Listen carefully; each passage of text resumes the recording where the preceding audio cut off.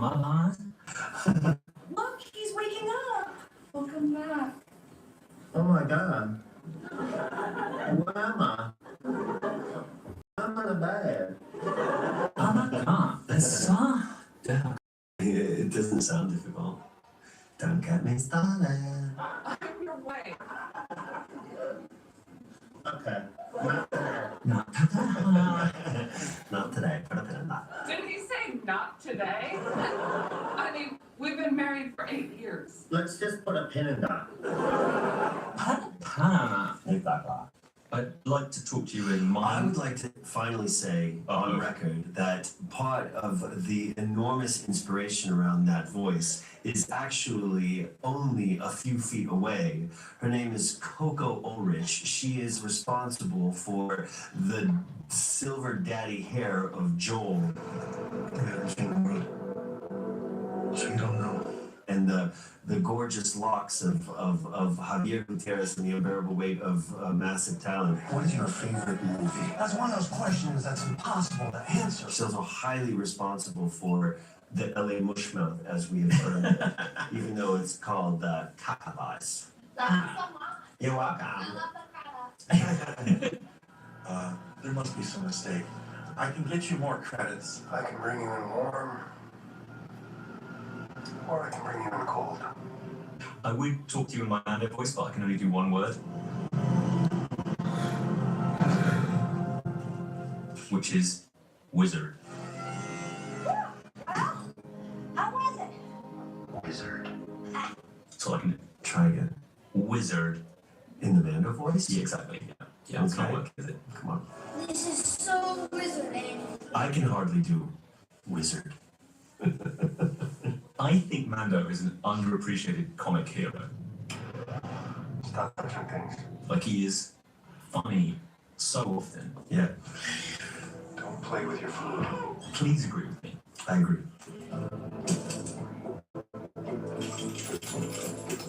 When he's going through all of his weapons and putting them in that tray, I know everything that's in there. when he's delivering the one-liners, Yeah. Nice to see you too. do you feel like people calling him some sort of stoic, bounty hunter killer? No, he's a very funny dad. The comic genius. Yeah.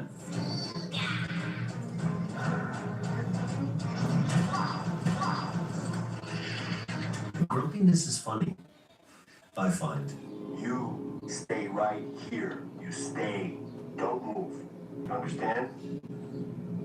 Great. And also, in terms of how that physical language can contribute to this character that we find intimidating yet disarming, so funny in his seriousness. Yeah.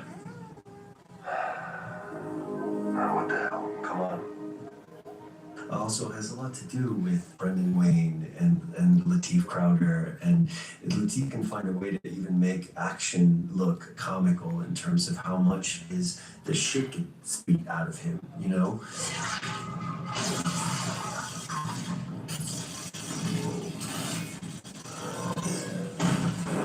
And the unloading of the weapons, particularly in that scene, being Brendan, and this kind of trinity of physical casting around this character, I have to give them credit because very often I'll build off of what Brendan's done. Mm-hmm. I don't know how much he's studied, my physical movements, but we're definitely in this kind of dance together on it. Yeah, But when you say, hey, spit that out and stop touching things, that's on you. it's true. That's on you. Nope. Nope. So, cast your mind back, way back when. You got an email from Jon Favreau. And just to remind you here, Is that what you're turning it into? An email? that's right. Well, was Okay. it an email? No. Was it a phone call? I got a call from an agent saying Jon Favreau would like to talk to you about something Star Wars. And how early on in the conversation did he mention that you'd be wearing a suit the weight of a refrigerator and would have a helmet on almost all the time? From the very start, when I met them, I stepped into a writer's room where John introduced me to Dave Filoni, George Lucas's protege, creator of the Clone Wars and the other of the two, as far as everything that is behind Mandalorian. And all four walls of this writer's room were the visual illustrations of the entire first season, with this, fortified silhouette of a badass character and this completely disarming, beautiful Yoda-like child. So it was quite clear from the start exactly what it would be. Excellent. They weren't springing up on you. So this is a Mandalorian. I thought they'd be bigger. Did John ever say, we want you to play a space cowboy daddy? What brings you here, stranger? Those words ever in the mix? I don't think I've ever heard John say daddy. And I say that honestly. I'm not even trying to protect him, but he's never said daddy. Hey, partner, you want to tell me what's going on? But he's definitely said space and cowboy. I'm so going to make that happen. Are you more comfortable with Dadalorian or Man-Dadalorian? Man-Dadalorian, Dadalorian, Man-Dadalorian. Which one do you prefer? I prefer the Dadalorian. Dadalorian. I guess I do too. Man-Dadalorian sounds like three different words, but Dadalorian is like, it goes all together. Papa. A lot. That goes Papa. A papa. Have you talked to any other actors about the fine art of acting when your face isn't on show? Is it true that you guys never take off your helmets?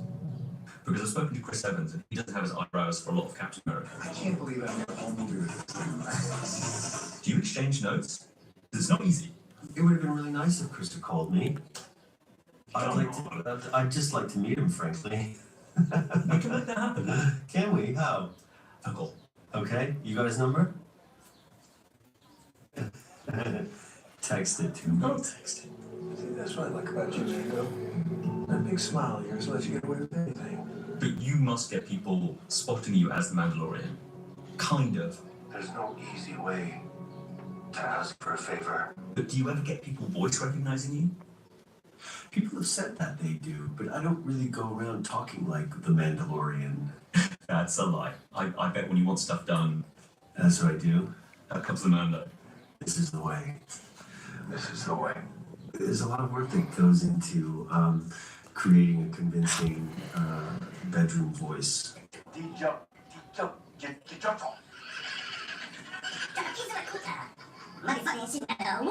It surprisingly isn't something that I can do on command. Yeah, unfortunately. You understand this? I've got a curiosity question which may get me chucked out of the room. Spit that out. But do you have to be careful about what you eat before you put the helmet on? In terms of burping? Well, no, because it only affects me. And you don't care how you feel. If you've eaten a lot of garlic or whatever. Well, it's like in my mouth, in my body, I like my own burps. Just like I like my own farts under the sheets. I can hear my publicist groan just now. Mission accomplished. Oh, no. Oh my God, no. Stop. Tell me though, who of your friends and family was most excited to hear that you had got the gig when you could tell them? Was there someone in particular that really freaked out? My older sister. She was even more of a Star Wars fan than I was. I got a little too focused on Indiana Jones to the point that I broke my left arm 3 times, but she was a real diehard Star Wars fan. For me, it was Indiana Jones, and for her, it was Han Solo. We would argue about it all the time. Sometimes I amaze even myself. Who's better? Who is better? At this point, I don't know. Han Solo takes aloof to another level and dark humor to another level, and says a lot about what she likes. That's what she's into. Conversation anyway. But was she ever expecting you to be hanging out with Grogu? Was there any sense, even in her wildest dreams, that you'd be hanging out with Baby Yoda? Because that to me was, oh, this is something special. I kept that secret. I didn't even tell my sister. It's the only secret that I've ever kept in my life, so careful what you share with me. Okay, noted. Noted. Why do you think, though, and this is a tricky question, The Mandalorian has been such a success? Because I don't want to make the mind explode here, but it's unbelievably huge. Yeah. They all hate you, Mando. Because you're a legend. And what do you Out of compare it nowhere. to? It's Dave and John, right? Of course. Yeah. But it's so much more than that. It's the Well, I think father- it's Dave and John nurturing what people love about Star Wars and also nurturing what they love about Star Wars and identifying all of its strengths and really taking risks as far as expanding and discovering new things that are built on the old things. Sense much fear in you. So there's a lot of respect and understanding to the thing that is so beloved to fans. And fans know when they're being overserviced. And so they're careful about all of it. And ultimately, it comes from their love of the franchise and of the movies, all of them. And that's why. That's why. Through the Force, you will find balance as well. I've seen you at Star Wars Celebration. That love is real. Yeah, it's beautiful. Fiery energy. Being on the receiving end of a jet. A fun jet. Yeah. What's it like when George Lucas is on set? It's amazing that he comes to set and surprises everyone with his presence because ultimately Star Wars being within the Disney family, and well, when it was held by him that wasn't the case, and yet this particularly is so part of Dave Filoni's heart, who is his protege. So for that kind of relationship to still exist and for the ultimate daddy to come to the set that wouldn't be there if it weren't for his particular vision is, you know, as good as it gets for everyone. Achuta, Mando. Do you get people calling you Mando in the street? Do you get Mando, Ding, Daddy? What are you getting? I get Mando. You get Mando. Yeah. Mando. You know? That's if you didn't know. Oh my god, it's Mando. Hey, look, everyone, it's Mando.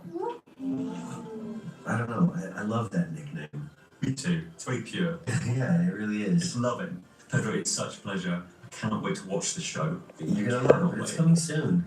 Just a bit patient. Yeah, exactly. Relax. Pedro, thank you. You're welcome. Thank you. Thanks for watching.